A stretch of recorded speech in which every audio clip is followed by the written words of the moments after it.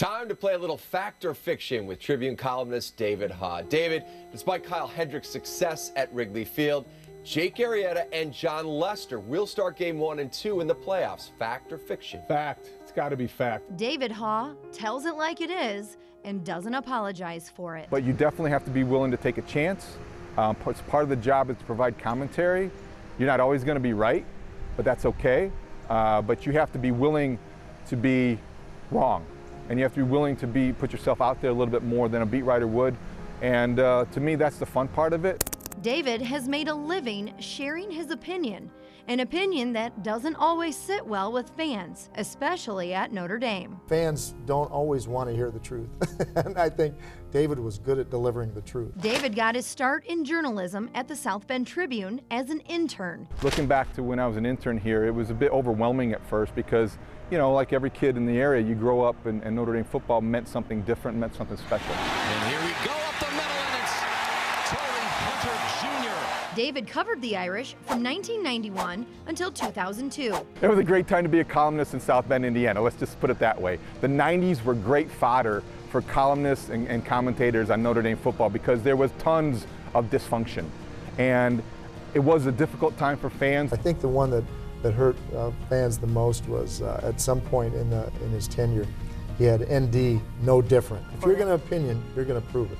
And he was always good at that. The Chicago Tribune obviously recognized it immediately. In 2003, David Haugh became the columnist for the Chicago Tribune. To understand how far David has come, he was number 4. He started at safety. You have to understand where he has come from. Just because you come from a small town doesn't mean you can't succeed. David's mother, Joan, raised her 4 children in North Judson, Indiana, a town of less than 2,000 people. My mom still lives there. I love it. I love being a small town kid. I'm always going to be a small town guy.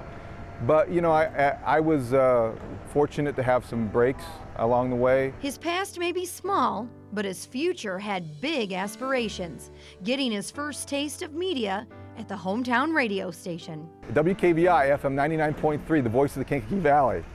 And I was 16 years old, and I was sitting there playing Ronnie Millsap and the Judds, and, you know, feeling like, you know, I was a one-man show on the weekends. But it was David's talent on the football field that allowed him to spread his wings.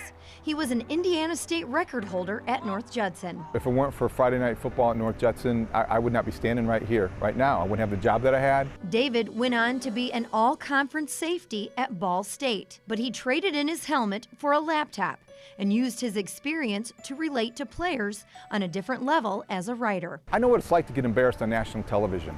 You know, I can relate to the feeling of being on ESPN highlight and chasing a receiver the last 20 yards of a touchdown pass that was 86 yards long in the California Raisin Bowl. Okay, that was me, and I still have the video somewhere, and it's still very humbling. His humility and passion for writing led him from the South Bend Tribune to the Chicago Tribune.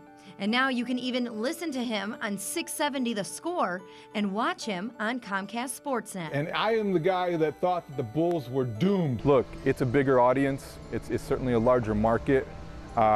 Still dealing with people. Grief, disappointment, joy, ecstasy, agony. All those things are very, you know, transferable. People can relate to that. And as a writer, if you can find what people can relate to, it doesn't really matter how big your audience is. You have the same approach. Even now, after nearly 30 years in the business, David lives by his mom's advice. Do something you like. If you have to work the rest of your life, enjoy it. It is a dream job. I never take it for granted. When I was 14 years old, you know, getting the paper on Sunday, the Chicago Tribune, I wanted to be that guy. I wanted to be what I'm doing now. And so I do occasionally, you know, think, you know, I've been really lucky to be in the position I'm in, and I don't take it for granted.